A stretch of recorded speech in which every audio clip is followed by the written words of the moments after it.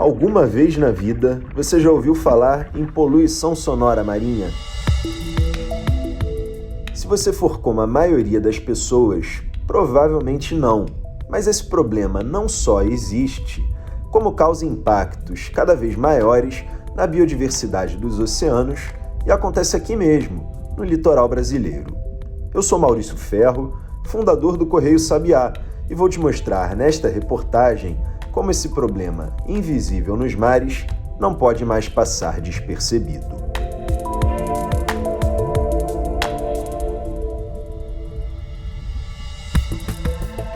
Eu acredito que existam diversas definições para a poluição sonora. Depende muito da maneira como a pessoa encara isso, que é um problema, né, mundial, globalizado aí. Antigamente era muito chamado de ocean noise, acústica oceanográfica, então a gente tinha vários termos, né, para paisagem acústica submarina como um todo, que a gente vai falar um pouco, e como acústica e para acústica submarina.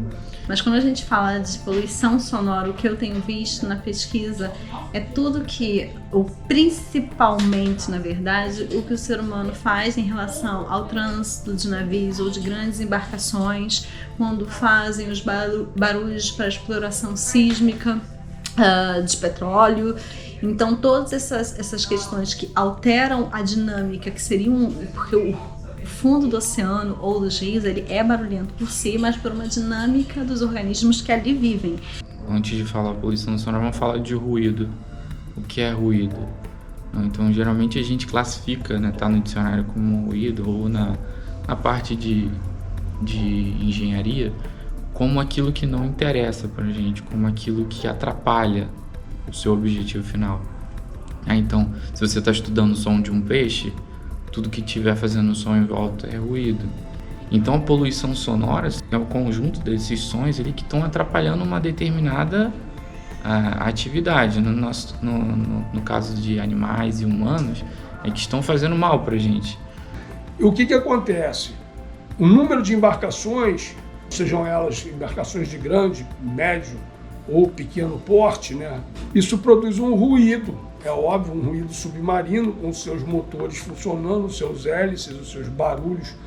E uma pessoa que mergulhe, por exemplo, ela escuta isso bem nítido. Quando você tem um barulho de um humano que ali não vive e causa um barulho a mais, essa poluição que altera a dinâmica, a comunicação e a interação dos táxons que ali vivem, dos aquáticos, essa é a poluição sonora. É o que vem de fora, o que não é esperado numa comunicação, e interrompe e atrapalha a comunicação dos bichos que ali vivem.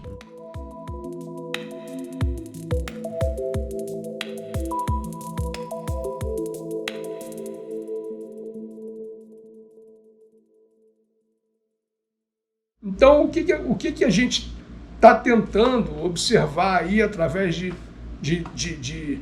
campanhas de monitoramento aí a médio e longo prazo, né, de sons, de monitoramento de sons marinhos, submarinos, é que algumas espécies podem melhorar o seu condicionamento e outras piorar o seu condicionamento, ou melhorar uma diversidade de espécies, uma maior variedade de espécies em função de algum som, vamos dizer assim, uma música agradável, e piorar no caso de um distúrbio, né, sonoro muito forte. Porque os sons produzidos que não são de origem biológica ou de origem natural, né, eles têm um impacto muito grande. Geralmente eles são produzidos numa intensidade que é muito superior à intensidade dos sons que os organismos produzem, né, do que os sons naturais. Então isso tudo, à medida que esse volume, essa intensidade de som submarino se apresenta, e conforme a hora e os períodos do dia que ela se apresente, a duração, né, desse distúrbio, pode causar sérias influências negativas, seria um impacto altamente negativo para essas populações. O maior deles é o som dos navios, né, dos veículos, dos vetores que a gente tem no mar. Principalmente pelo aumento da quantidade de navios que a gente tem no mundo, dos transportes, né? Hoje a gente tem muitas cargas sendo transportadas, o aumento do transporte marítimo, né? Mas também tem aquela fase ali de crescer de operação offshore, né, para fazer a parte geológica, né, que cresceu bastante, né, foi um dos primeiros impactos maiores que começaram a estudar. Mas é claro que barco em motor geral cada vez crescendo mais. Se tu for na praia ali agora, você vai ter influência de ruído de navio de uma distância bem longa, né? Então tá ali, um ruído acumulado ali. Mas a gente tem outros ruídos de obra, ruídos de equipamentos que estão no navio, né? Sem ser os que fazem ele andar, outros equipamentos. Então, por exemplo, o ruído de embarcações. Geralmente eles são produzidos em baixa frequência, e essas baixas frequências geralmente são a mesma faixa de frequência de organismos marinhos, como os peixes, por exemplo, né? Então, isso pode causar uma sobreposição de sons, né? Então, isso pode mascarar os sons, que são importantes para a comunicação desses organismos, né? No caso dos peixes, e pode afetar a reprodução dessas espécies, né? A comunicação toda de peixe é com som. Toda a parte social, reprodutiva é com som. Então, qualquer som que atrapalhe isso vai ter problema no ciclo de vida de peixe, né? Dentro do ciclo reprodutivo, estamos falando aí de reprodução, principalmente, que é mais importante, mas outras interações sociais que levam à reprodução, mas mesmo predação. O bicho, para fugir da predação, ele tem tipo de som que ele tem que escutar para fugir, então afeta também toda a parte de predação e forrageamento também de comida. Estou falando de peixe, vai falar de cetáceo, podemos falar de vertebrado, né? Vertebrado também tem alguns problemas, mas principalmente para peixe, afeta o ciclo de vida total do peixe, então tem bastante impacto. E a gente conhece muito pouco. E outros exemplos são os grupos dos cetáceos, né? Golfinhos, baleias, né? Que também são impactados por outras atividades, como por exemplo a atividade de prospecção sísmica, né? Em regiões mais oceânicas. Eles também são impactados por esses sons, né? Nesse caso são outras frequências, né? Mas são impactados, e esses efeitos variam desde perda de audição temporária ou permanente, ou até injúrias, podendo levar até mesmo à morte, né, desses organismos. Entendeu? Então tudo varia de acordo com os 3 pontos aí que a gente chama de paisagem acústica hoje em dia. Isso são a biofonia, que é a parte biológica, a geofonia, que é a parte ambiental e geográfica, né, que seriam as ondas, o barulho do vento, coisas desse tipo, né, por exemplo, em um local de geleiras, né, a quebra de uma geleira, o esfacelamento de um iceberg, são ruídos altamente importantes. E a antropofonia, que pega exatamente toda essa parte de perfuração e prospecção de petróleo, essas grandes embarcações, trânsito de embarcações, volume dessas embarcações, entendeu? E por onde elas passam, o ruído se propaga, né, rapidamente, em longas distâncias no ambiente marinho.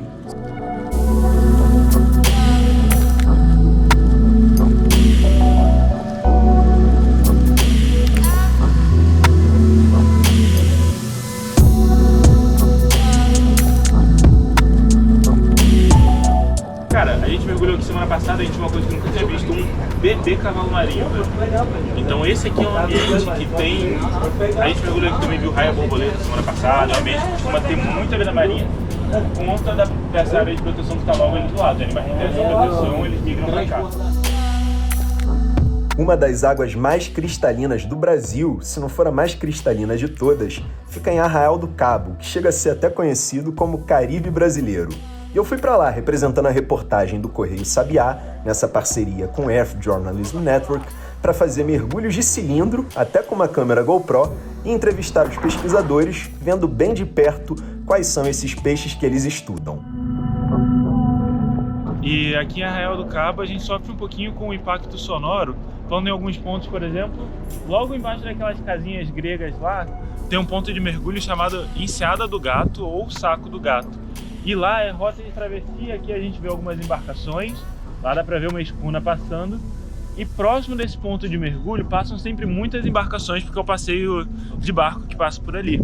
E por conta desse fluxo de embarcações, o ruído embaixo d'água, o som dos motores é muito frequente. A gente opta por não fazer esse ponto de mergulho, não pela falta de vida marinha, porque é bem abundante lá, mas porque realmente o som do barco acaba sendo muito constante e incomoda a gente mergulhadores. Isso me faz pensar um pouco de que a vida marinha também acaba se sentindo incomodada por esse mesmo fator.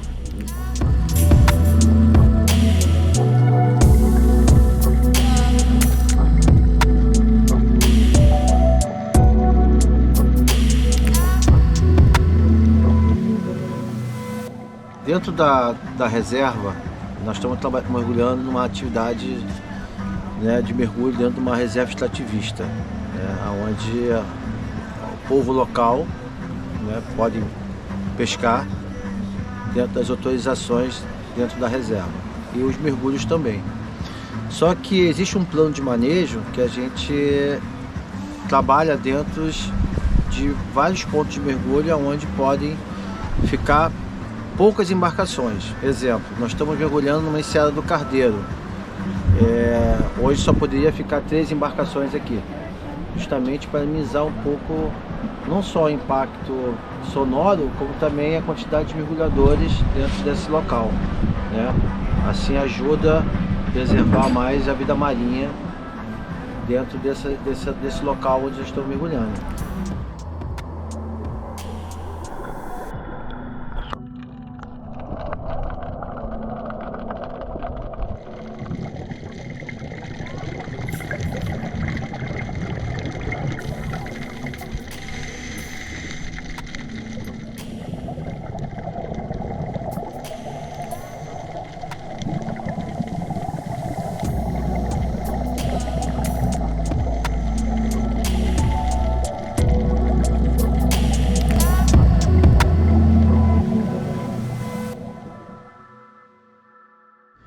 Entendeu? Então você vê aqui aquilo que eu te falei. Olha o espectrograma dela aqui, o oscilograma dela em cima. A bexiga natatória é a estrutura, a principal estrutura responsável pela produção de som. A bexiga natatória é o órgão hidrostático do peixe, né? Ele infla ou esvazia conforme a necessidade do peixe se posicionar em uma determinada profundidade. Então aí diminui a densidade, o peixe boia. Aumenta a densidade, né? Com menos ar, o peixe vai para o fundo. É uma espécie que vocaliza muito. E nós temos essa espécie na nossa região. Pode ser que não seja exatamente a mesma espécie, mas é o mesmo gênero, pelo menos. Tá? E a bexiga, para você ter uma ideia desse peixe, que é responsável por grande parte dos ruídos, dos sons, dos sinais emitidos por essa espécie e por outras espécies de peixe. Essa aqui, por exemplo, é de uma curvina. Ela já tem um outro formato. Então, conforme ela infla ou ela esvazia, como se fosse um papo daqueles de festa de criança, produz um determinado tipo, uma determinada frequência de som, de sinal. Então você consegue, através dessas gravações, que podem ser no campo ou em laboratório, ter as diferentes espécies, individualizadas. Aí provavelmente a gente vai gravar aqui. Um desses tanques aqui, entendeu? Aqui tá cheio de coral no momento. Mas a gente vai botar os peixes em algum desses maiores aqui. Vai fazer a gravação aqui.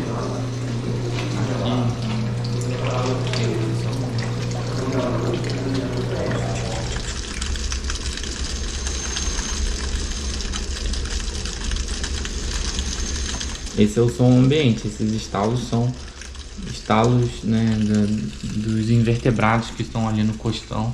Então nesse arquivo aqui não tem uma fonte tão representativa que sobressaia aos estalos nesse momento. Mas isso a gente faz uma amostragem ao longo do dia, né? E aí a gente consegue saber em que momentos tem essas fontes mais representativas, né? Barco, peixe, que a gente chama de fontes mais transitórias e que vão sobressair a esse som de... parece uma fritura, né? Som dos invertebrados. Até hoje, os principais estudos sobre a acústica marinha focavam em cetáceos. Calma, não precisa estranhar, são baleias e golfinhos, por exemplo. Só que agora, cada vez mais, novas pesquisas observam peixes e invertebrados. E foi exatamente essa a inovação do estudo conduzido pela Alexia Lessa, em Arraial do Cabo. Ela observou bem de perto o impacto da poluição sonora numa espécie popularmente conhecida como donzelinha. Então acho que o trabalho da Alexia ele é interessante porque ele mostra de fato como a poluição sonora pode afetar peixes e peixes recifais ali. É uma comunidade bem restrita ali, próximo a um costão rochoso, né? A gente fez uma pesquisa que a gente chama in situ, né? Uma pesquisa no campo. A gente foi lá no costão e simplesmente filmou o comportamento desses indivíduos durante esses tratamentos. Então o que a gente fez? A gente colocou o som para poder testar, né, para poder ver esse efeito do som, e a gente monitorou esse comportamento com câmeras GoPros, né? A gente coloca a câmera bem na frente assim, do território dele, da donzelinha, e deixa a câmera gravando lá, e depois a gente recolhe todo o equipamento e em laboratório que a gente consegue contabilizar, ver o que aconteceu. E aí o que a gente viu foi que o ruído dos barcos, né, ele afeta dois principais comportamentos, que é o comportamento alimentar e o comportamento de refúgio. Então a gente viu que os indivíduos, quando eles eram submetidos ao som, eles se recluíam, né, eles se refugiavam mais, passavam mais tempo se refugiando nas toquinhas e, consequentemente, diminuíam essa atividade de alimentação. Um outro comportamento que a gente avaliou foi justamente o comportamento de agressividade, que a gente chama de comportamento agonístico, né? Que eles literalmente batem nos outros peixes para poder afugentar eles do seu território, e a gente conseguiu ver justamente uma interferência nesse comportamento, né? Eles por passarem mais tempo se escondendo, eles deixam de defender o território, de defender o ninho e também de se alimentar. Uma das coisas mais relevantes dessa pesquisa que a Alexia conduziu é mostrar como que os ruídos antropogênicos, que são os ruídos causados por nós, seres humanos, representam uma ameaça constante para os ecossistemas marinhos.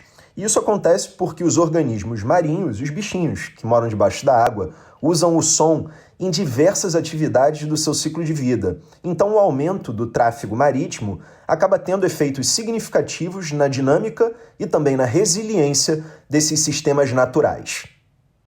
Então, eu acho que a gente precisa fazer duas coisas assim primordiais, né? Primeiro é estudar como, de fato, essas espécies estão sendo impactadas. A gente precisa aprender, né, entender quais são os níveis de tolerância das espécies, né, as frequências, conhecer um pouco mais como é essa interação do som com essas espécies, né? E depois que a gente entende essa interação a partir de pesquisas, de estudos, a gente precisa regular isso de certa forma. A gente precisa ter legislações para minimizar e mitigar os impactos desses sons, né? Acho que no Brasil, obviamente aqui na região que a gente está, a gente não tem uma regulação bem definida para isso, né? A gente tem regulações bem definidas para atividades offshore, mas para atividades de turismo náutico, por exemplo, a gente não tem.